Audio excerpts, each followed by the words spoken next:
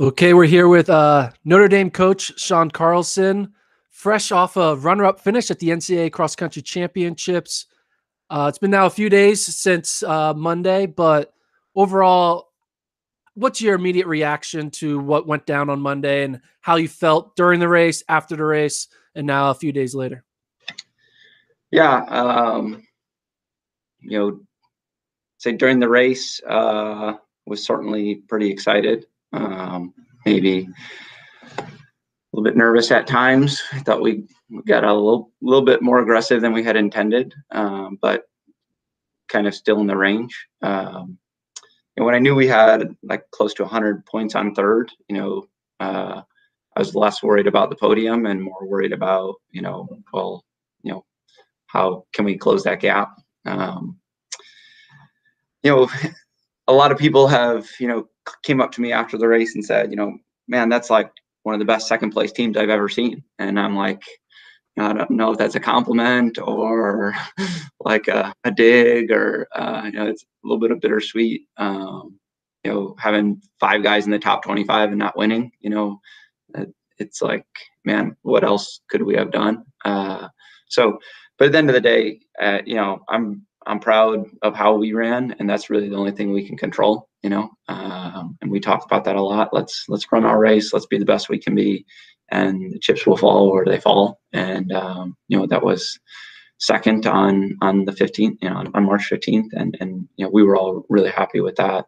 And I think, the big part too, is it kind of sets our program up, for the future. I think we've done a good job of building our program in a way that we can have sustainable success. So we returned our top 6, who are all Americans, and I think we've got a lot of guys, on campus still that maybe could have finished in the top 50. It's a big step for our program, and I'm really proud of our guys.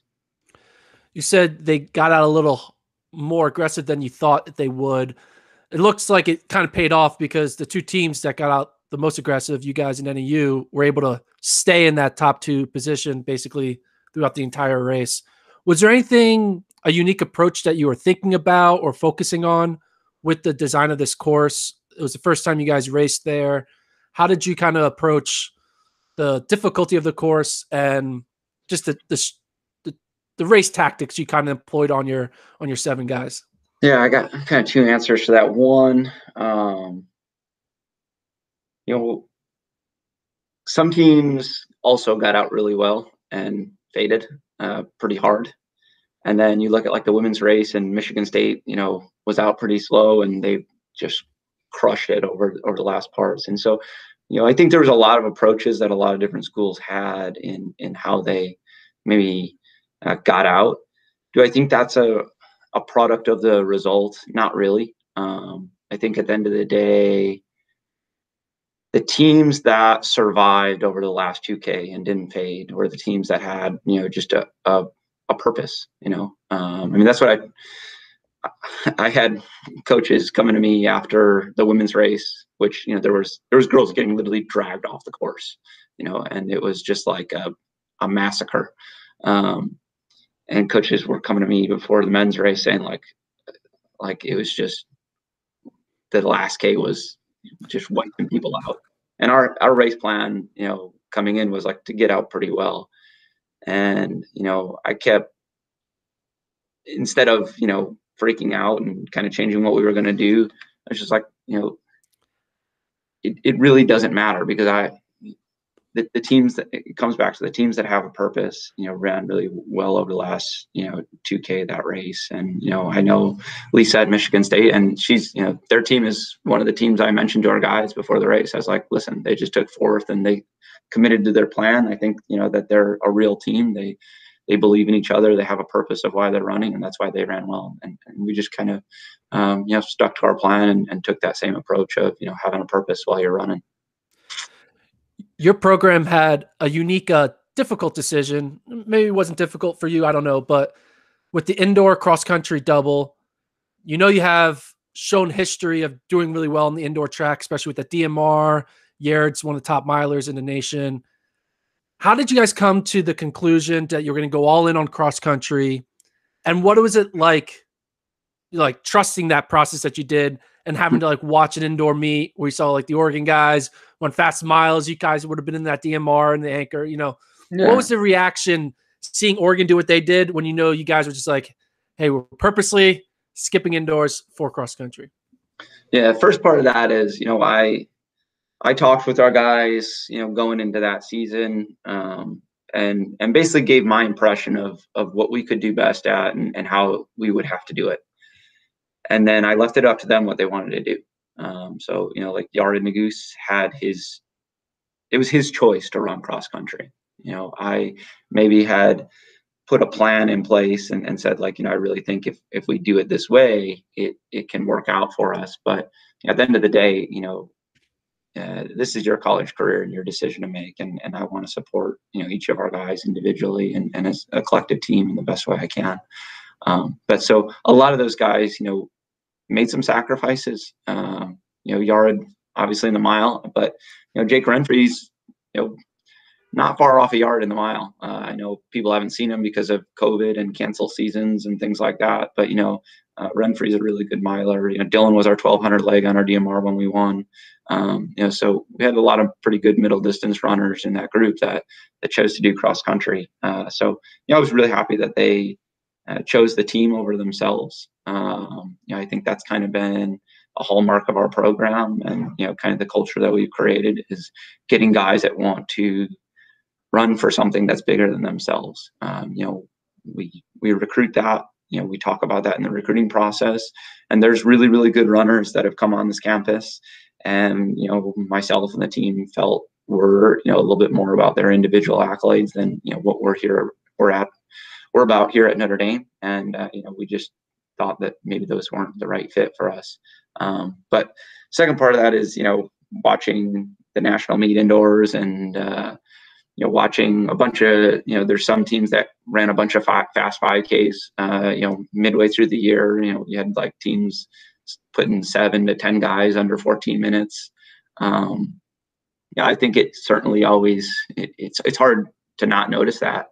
But we made a commitment to each other, and I had to continue to remind our guys this after they saw those times.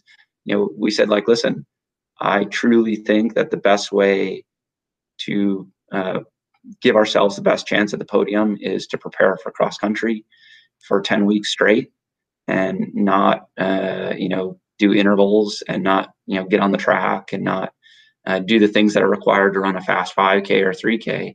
And we just stuck to that, because do I think we could have put together a pretty good 5K group? Yeah, probably.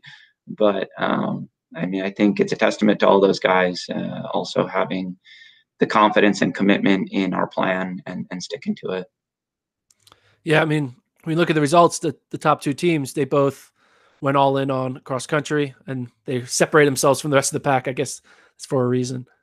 Speaking of the top two teams, obviously once the race starts developing and you're kind of recognizing, the odds of you falling to third were going to be a lot more rarer than the odds of you getting to first. What was your thought process between like 7K to 9.5K of what was going through your mind of how you thought you had the ability to maybe find a way to trim down that 20-point lead to potentially upset NAU? Yeah. Right around, I think maybe 8K, I think Yared and Dylan were starting to feel, because they got out, maybe in 10th to 15th range. But they weren't out on that first pack. So they ended up running a lot of that race alone, just together. And I think they kind of paid for that from the win standpoint. They probably should have just committed to maybe the group in front of them or the group behind them and been a little bit more patient. But, we're talking about, splitting hairs right now with that. And I think that's the hard part of what separates, the top four is we're talking about like very, very small percentages. And very small decisions that have big impact. And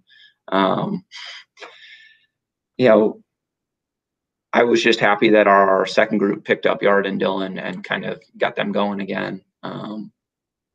To kind of, I mean, that was pretty cool having, 4 guys finish it within a second of each other. I mean, name a better 1 to 5 split there. But yeah, no, you're always wishing for more. And, I told this to the guys after the race, I think it's we all live in the future or in the past a lot. And, after the race, there's always, everybody's like, oh, well, another year we return everybody, all that kind of talk. And I was just like, listen, let's just live in the present moment and be happy with the result for today. Cause we had a hell of a race. We'll worry about next year, tomorrow, and tomorrow those talks started, I guess. But I think, all of us, coaches, athletes, just society in general, we live a little bit too much outside of the present moment, and we end up regretting that a lot. And so we just tried to be happy with what we had. How did you approach someone like Yared, who was, top miler in the nation, 10,000 meters? He was what, like 40th or 45th or so, around that range last year? I'm not sure what he was cross country. But how did you approach his training to kind of get him to be cross country ready? But you also want to make sure you don't lose that miler mentality in him that he's going to want to tap into this spring. Yeah, I think of that 2 ways. I think a year ago, when Yared was 40 whatever place at cross country nationals, if you watch him run, like his foot strike and kind of he just doesn't tend to run great on bad footing, and I think that was probably a more product than his fitness in his place at nationals a year ago, because I think he was pretty fit and in a good spot. But I think it worked well, really, having the cross country season in the winter, and it was a really easy choice for us because the hope is if he can, if he's training all the way through the trials and the trials go well, and he's training through the summer for a 15, it's really hard to go from December racing the mile until July, August, racing the mile. I just think that's hard that's just really difficult to stay on it for that long in the same event dialed in. And so the cross country piece, it made a lot of sense because we could take a very strength-based approach to what we were doing. And I think it'll benefit him going into the outdoor season because he's coming off of more strength and a bunch of mile speed and kind of hanging on for outdoors. And then, especially going into, maybe some summer racing, I think it's put him in a really good position to kind of be able to hold a peak longer, be able to, make it through, all the rounds of 15s that he's going to have to go through between, conference, regionals, nationals, trials, so on. But I think it worked really well, and it kind of fits our approach of, we try to race well when it matters, and we try and show that when it matters, as opposed to really early in the year when rankings matter and the talking heads like to put their predictions in on who runs well in the first week of September in cross country really doesn't matter to me, and who runs well in the first couple of weeks of January indoors really doesn't matter to me. And we've done that the past couple of years, and a lot of people every year at nationals are surprised by what we do, and maybe we should stop being surprised by what we do and start realizing that we're getting ready for the national meet as opposed to the meet that no one remembers. When you look at Yared as a big future, especially immediate future coming up with this outdoor season, if you took a snapshot of the landscape in the mile world, Yared was the top dog. He just won 2019 1500. 2020 indoor, he was running well, so he was the favorite there. But then now there was a pause, and he skipped indoor, and a new guy came in, Hocker. You saw what he did in the mile, came back and won the 3K. What's your perspective or thoughts on that eventual matchup we hopefully get to see between Hocker and Nuguse in the 1500 in June? I mean, I think it's exciting, and if you ask Yared, like, he probably loved seeing that. He's not the kind of guy that like wants to just go walk through a race and win. He enjoys competition and he enjoys getting pushed, and yeah, I think it'll be really fun. It's not a pressure. It's more of like kind of an excitement, I think, for him and for me and for all of our guys. We want people to continue to push each other in our sport, and I think those can be two guys that have a real conversation at making the team, and there might be some other guys in the collegiate system that can be in that conversation in a real way. And I mean, I'm in support of U.S. distance running, and I want to be able to put the best U.S. team out there. And if those two can help push each other and push the pros to the next level, I think that's awesome. Because I want to see more medals, in the 15 from the U.S. I believe only 3 Americans have the current 1500 standard. I could be wrong. It's not that many. With the college season coming up, how do you plan on approaching giving Yared an opportunity to get that standard, but also be championship ready for NCAAs and then ultimately the trials? Yeah, it's a hard balance, and there's a lot of pieces to that because as we talked about not that long ago, we've always emphasized winning, and winning when it matters, and time trialing isn't really kind of a focus of our program. But at the same time, I want to provide him all of the opportunities that are required to, be the best he can. And I don't want to be sitting at the trials with a really cool finish and not the A standard and being left home. So we're going to have to find a balance of that. And that may be, running as late as possible, right before the conference meet, and trying to find a meet on U.S. soil with some Americans hopefully banding together and not going to Europe and going all over the place, because we have great distance runners here and just doing it here, and getting that standard out of the way, and then focusing on the championship season still. But it'll be a harder balance. But I think now that he's more mature, he's got more seasons under his belt, he can kind of hold his peak for a longer period of time. I think when you've been there, the first time, it's pretty hard to hold that peak for very long. And the more times you kind of get to that point, I think you're able to fine tune how to kind of stay there. His freshman year, he still ran a really cool mile split, on the DMR, but he probably couldn't held it that long, which is why. So his freshman year, he was 5th in the ACC in the mile, and then took 2nd at nationals in the DMR and split, 350 something. And that shows you that he couldn't, we had to really time things right for him to run well at nationals. But then, fast forward to his sophomore year, he was able to hold that longer. And I think he's in a position now, just because he has so much strength underneath him. We trained for cross country for the last calendar year. I think that puts him in a position that he can go, hopefully run the A standard and then still be ready by the NCAA championships and trials.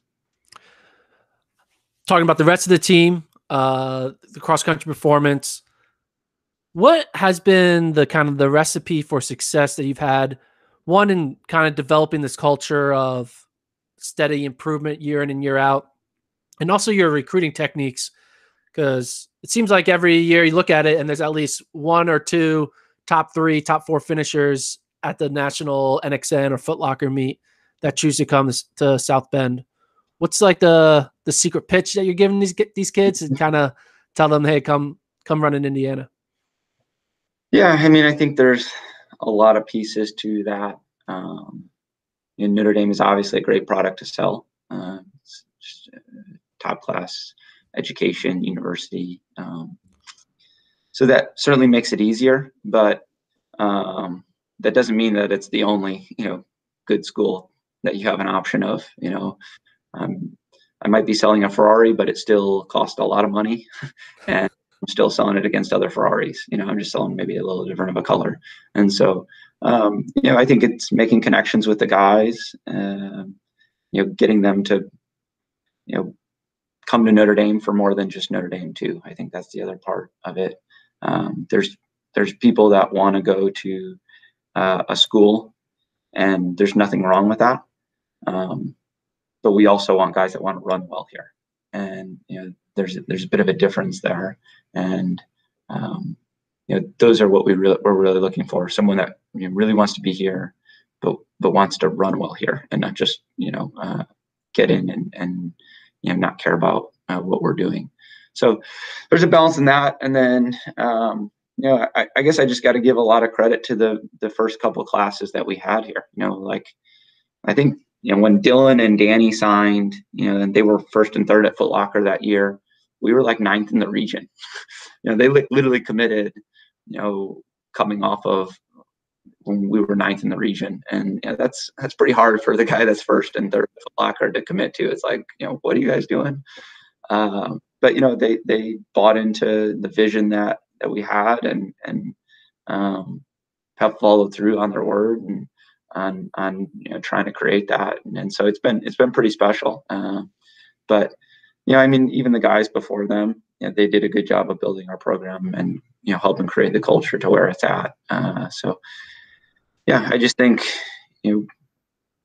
good people want to surround themselves with people that are very similar to themselves, and once those guys meet people on our team and kind of know what we're about and know the lifestyle that we want to live, it makes it a pretty easy decision for them. Our guys are more excited to get up and do 20 miles on Sunday than they are to stay out till 2:00 in the morning on a Saturday. And that's, in one sentence, the reason that we've changed. Yeah, we did a live interview with Coach Mike Smith while on the course, and we asked him about Notre Dame, and I said, was Notre Dame in your mindset? Like, were you thinking only about BYU? He's like, no, I when I focus on teams, I don't focus on results. I focus on culture. And he said the Notre Dame culture was what he was most scared of, because if you have good culture, it can breed good results, and we saw that on Monday. Yeah, and I appreciate those kind words. He's obviously pretty big in this world, and he's done a pretty good job. Well, I know we talked about we have to live in the moment, but I'm just going to put on my I'll just like talking head cap. What do you think it'll take for the 2021 cross country championship to flip and Notre Dame hit that pinnacle and be able to take down someone like NAU? I think what it will take is not focusing on that, to be honest. I think if for the next 8 months or however long it is, I'm sure I have a countdown on one of my whiteboards over here. If we focus on that for the next, however long, we're going to end up being worse. If we just worry about doing what we need to do today and tomorrow and at Raleigh Relays in a week, and if we just keep coming back to the present moment and doing the right things and living the lifestyle and continuing to be good teammates and having a purpose in what we're doing here, I think that in itself, is enough to change results. But at the end of the day, we have control over ourselves, and I can't control whether NAU puts 5 in the top 10 next year. Like, they can do that, and if we put 5 in the top 20 or 5 in the top 15 and we still lose, like, and that's just the way the cards fell. And I'm worried about us being the best team that we can be, and the results will take care of themselves. Well, Sean, I appreciate you taking the time. Congrats again on the runner-up finish. Very impressive. Turned some heads. You're really good at doing that. You're really good at turning some heads, whether it's a DMR, Yared. Yeah, you guys love counting me out and the boys out. Hey, it's working though. It's breeding good results. Keep doing it. Yeah. we'd be happy. Put me on the ranking committee. I'm about to have us last. There you go. We'll do that. Keep that chip on the shoulder. But excited for this outdoor season, especially for Yared in the 1500. I'm already saying it right now. I'm saying 2 college kids are making the Olympic team in the 1500. So that NCAA final will be a good preview of the trials in my mind. There's a lot of good Americans, so I mean that would be awesome. But at the end of the day, I want what's best for USA running, and I want to put people in positions to get medals. So, well, thanks so much, Sean, and best of luck at Rally Relays. Thank you. See ya.